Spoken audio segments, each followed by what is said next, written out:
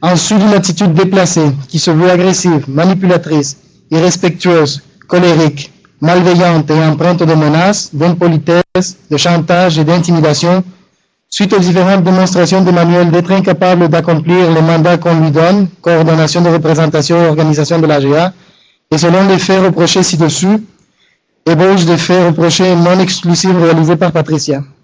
CDI, Comité Documentation et Information. Lors de plusieurs rencontres du CDI au restaurant Madrid, il a refusé de faire du covoiturage sous prétexte qu'il avait des rendez-vous tout de suite après la rencontre.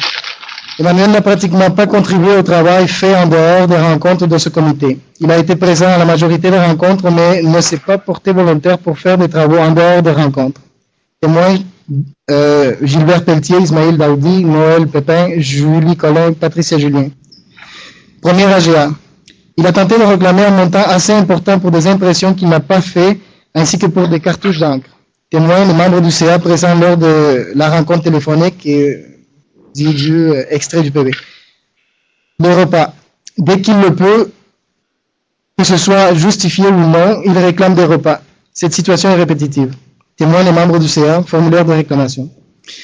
Voyage à Québec. Il a demandé à ce qu'un voyage à Québec lui soit accordé et remboursé pour discuter des modalités de location d'une salle. Or, il s'avère que dans la même semaine où il faisait cette demande, il y faisait aussi la présentation de son mémoire de maîtrise. Témoin, les membres du CA. Stationnement. Lors du départ du stationnement intérieur de l'UQAM à la fin d'une rencontre de la CAFAD, où assistait aussi une autre administratrice, Emmanuel a sorti du stationnement en suivant de très près la voiture de l'autre administratrice pendant que la barrière était encore levée, de telle sorte qu'il n'aurait pas eu le temps de mettre son coupon de paiement dans la machine du stationnement. L'administratrice a rapporté la situation au CA. Il a été demandé à Emmanuel de fournir son ticket de stationnement avant d'être remboursé, ce qu'il n'avait pas en sa possession. Il semble qu'il n'a pas produit certains de ses autres tickets de stationnement lors de ses réclamations antérieures. Témoin Patricia Julien, Hugues Lemire et voir formulaire de réclamation. Cahier de l'AGA. Après avoir longuement insisté et revenu à la charge, il a réclamé et obtenu un très bon montant pour avoir seulement reçu le texte du cahier de l'AGA et avoir coordonné le tout avec les administrateurs. Le reste du travail a été fait par Geneviève et Patricia, témoins les membres du CA. UER Éducation. Il a réclamé un montant de $200 pour le CER du 17 mars, ce qui équivaut à la rémunération d'une rencontre de plus de 3 heures. Or, après vérification, le CER a duré seulement 2h50, ce qui donnait droit à une rémunération de $100. Assemblée générale. Lors des discussions en CA et par courriel, Emmanuel réagit avec beaucoup d'agressivité lorsque des questions sur l'avancée de ces travaux sont posées par les autres administrateurs. Il parle fort, fait des attaques personnelles, refuse de collaborer en répondant aux questions, accuse les autres de l'intimider et de le manipuler et de faire des complots. Témoin, voir échange de courriel. Geneviève Brault, 25 mai 2009. 14.1. Traitement des plaintes et des allégations de transgression du Code. Sous réserve de la section précédente. Bonjour, Monsieur le Président. Oui, j'aimerais qu'on a pas mal de détails assez précis, assez complets de ce qui est reproché à M. Emmanuel. J'aimerais ça qu'on en vienne à la proposition qui va être apportée par la suite. Julien, je m'excuse, mais ça fait partie du rapport que je présente. Excusez, rapidement, est-ce qu'on peut, effectivement, j'ai l'impression qu'on a beaucoup d'éléments qui ont été identifiés, là. Vous avez peut-être juste éviter de répéter des choses qui ont été dites. S'il y a du nouveau matériel, dites-le. Sinon, peut-être avancer vers la proposition, là. D'accord. La lecture d'un document, je voudrais qu'il poursuive la lecture du document. Oh, pardon. On n'entend pas. Donne ça tout de suite.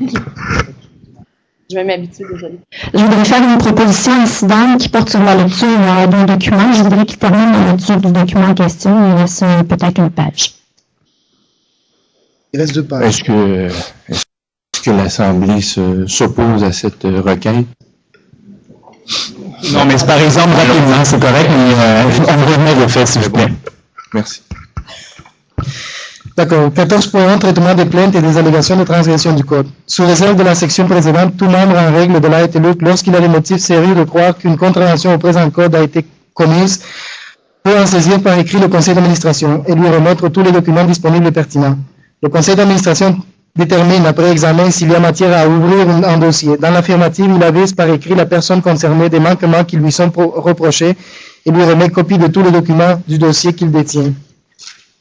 Le conseil d'administration rencontre la personne concernée ainsi que toute autre personne dont il estime le témoignage pertinent, afin de recueillir ses observations et points de vue. Lorsque le rapport du conseil d'administration conclut qu'il y a eu contravention au présent code et recommande une sanction, il donne à la personne concernée l'occasion de présenter son point de vue. Le conseil d'administration rend par la suite sa décision par scrutin secret, laquelle décision est finale et sans appel. 14.12 Sanction. Une contravention au présent code peut donner lieu à un avertissement, une réprimande, une demande de corriger la situation qui a généré la transgression du code, une demande de destitution à l'autorité compétente si le manquement est grave ou s'il y a refus de donner suite à la décision du conseil d'administration faisant état d'une demande de correction de situation. C'est ce qui met fin à la plainte. Ensuite, suite au dépôt de cette plainte contre M. Batourourimi, une enquête a été ouverte et l'OCA de la Haute-Luc m'a mandaté le 30 mai 2009 pour monter le dossier. Voici donc les conclusions de cette enquête.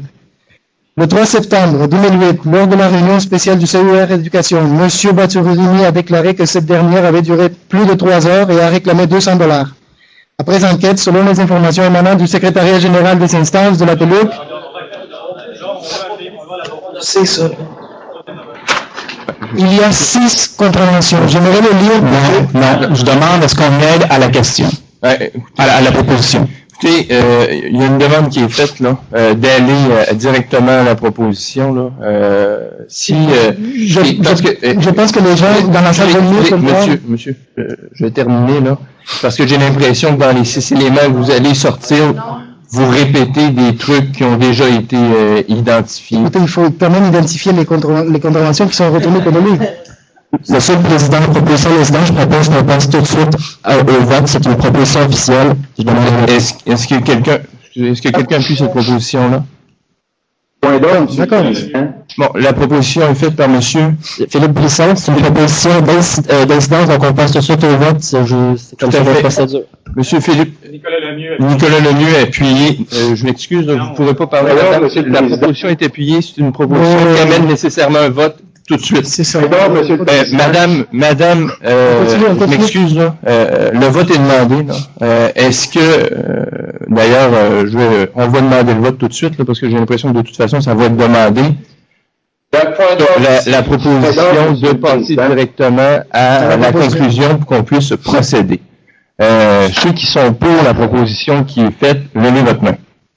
Quelle est la proposition? Elle va vous être lue, là, immédiatement. Ceux qui sont contre, levez votre main. Une personne qui est contre. À Québec, est-ce qu'on a des comptes? On avait un point d'ordre. On n'a pas entendu la proposition. Si je peux la répéter, la proposition qui est une proposition d'incident, je propose qu'on passe tout de suite à la proposition qui est à l'ordre du jour, celle qui est déjà déposée. Je veux juste qu'on passe tout de suite à ça. C'est tout. Non. Mais est-ce que c'est clair pour Québec? Oui. Est-ce que ça implique un vote? Oui, ça implique tout de suite un vote. Donc, à Québec, dites-moi ceux qui sont pour. Levez votre main à Québec. Pour voter. Est-ce que eux, tu peux me faire le compte, s'il te plaît? Et ceux qui sont contre. De toute façon, je le vois, là, il y a un contre à Québec, puis tout le reste est pour. C'est adopté à la majorité, donc on va. Est-ce que vous entendez à Montréal? Mais c'est la majorité. Est-ce que vous entendez à Montréal? Dans la salle ici. À Québec, j'en ai un qui est contre, de toute façon, ça change rien. Donc, c'est adopté à la majorité. Contre à Québec, c'est unanimité. À Québec, c'est unanimité, c'est bon. À Montréal, on avait un compte. Voilà, je vous remercie. On peut procéder maintenant. OK. Monsieur Cameron? Oui, avez-vous le fait sur. OK.